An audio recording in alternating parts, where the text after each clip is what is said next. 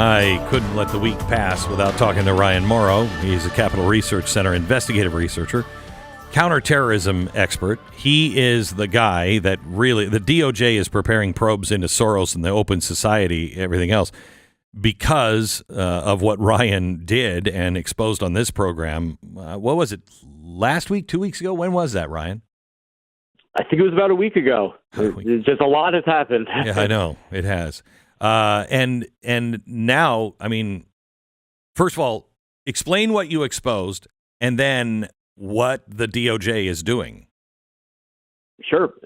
So when I was doing my regular investigation into the anti-Israel, anti-Semitic groups, the question of funding was always coming up. And so I had this amazing realization, which is that nobody had gone through all of George Soros' grants from his Open Society foundations to all of these different groups. It had just been drips and drabs, but no one had actually systematically gone through it all. So it took me many months, but I did that. And the grand total, based on his own records, was over $80 million since 2016, going to domestic terrorist and criminal groups in the U.S. and pro-terrorism groups in the U.S. and around the world, including many that very obviously tied to foreign terrorist groups, both communist and Islamist. And so we put together this report. I released it with you on Charlie Kirk's program exactly 1 week after his martyrdom. And I know that you and your team did everything that you could to get it to President Trump. I was using my own contacts, obviously much fewer. I started hearing some good things, but you never know. And then it just gets reported yesterday by the New York Times that citing this report that we released, the Justice Department from the Deputy AG actually put out orders to attorneys in, I think, 6 states to prepare probes into Soros and the Open Society Foundations, and I hope the grantees, and not just all the way at the top. And there's a whole bunch of other things that can be done beyond what's being talked about and argued about right now that aren't being talked about, and I hope soon are, because there's easier, more effective things that can be done. Like what? This is a bad thing. I mean, take away the tax-exempt status. Like, the majority of the report is showing about how there's a spot in the IRS tax code saying that a tax-exempt nonprofit cannot engage in criminal activity. They can't sponsor it. They can't participate in it, even use the word encourage at one point. And so that seems to me the logical starting point. And the most radical groups, including one, Truth Out, actually wrote an article about our research that we did on the Anti-Israel Network, and they were freaking out.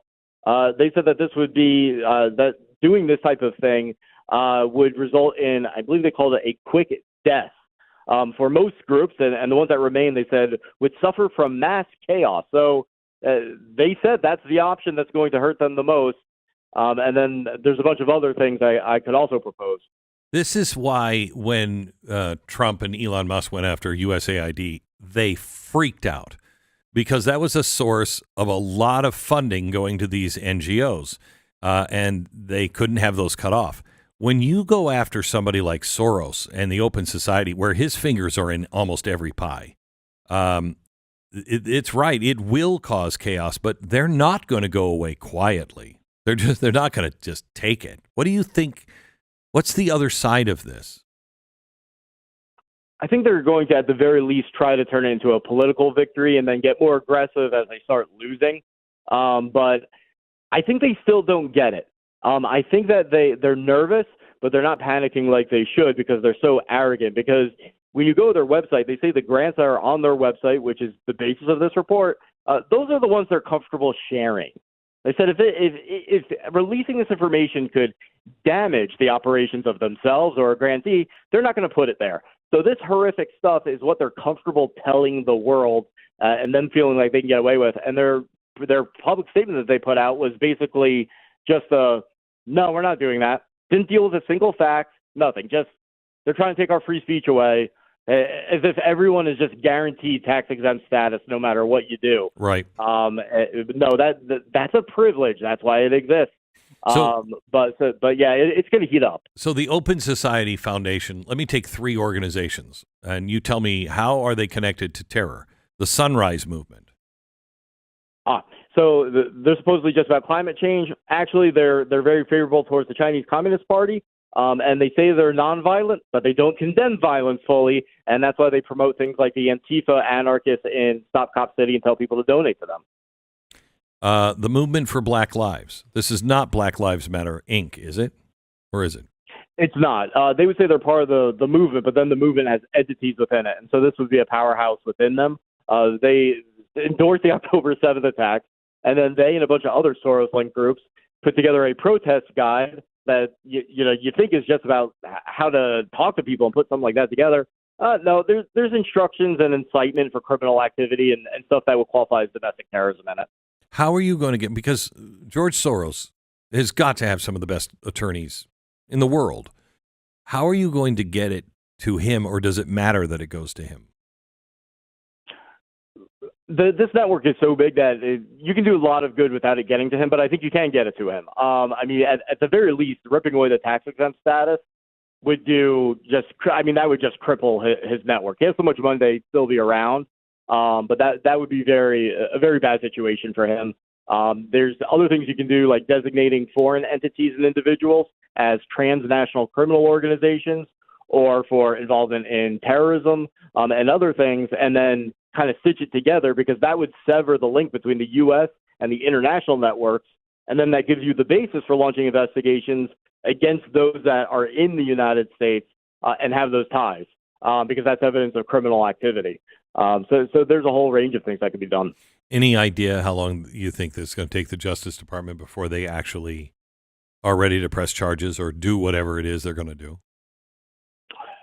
I don't know. The impression I get is that it's very urgent, and Trump is definitely demanding immediate action, and he's not the most patient man in the world. So I imagine that you'll hear things moving. Yeah. I think if it's fully grasped what can be done through the Treasury Department and the IRS with the tax-exempt situation, and if they were to have a meeting with folks who study this, like Capital Research Center and myself, it would not be hard for us to deliver the damning evidence that they need against organization after organization after organization. And just one day you just start hearing about dozens of groups and then dozens more groups having their statuses removed. And politically, it would be a hellstorm. I mean, it'd be quite the fight, but it'd be one well worth it, and one that I believe we would win.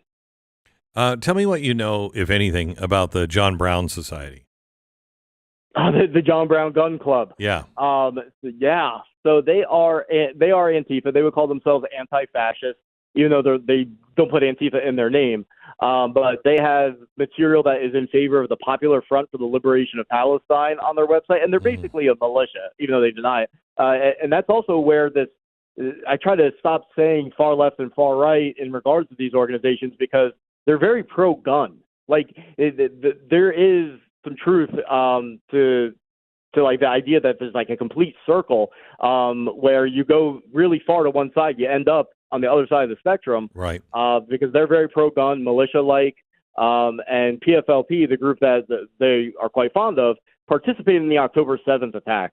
So that's a little bit concerning. In fact, most of this infrastructure, even though they're pro-Hamas, is actually more loyal to PFLP, the Marxist-Leninist terrorist group that almost no one talks about, even though October 7th was a joint communist Islamist terrorist attack. It's just everyone just thinks of Hamas and kind of leaves it there.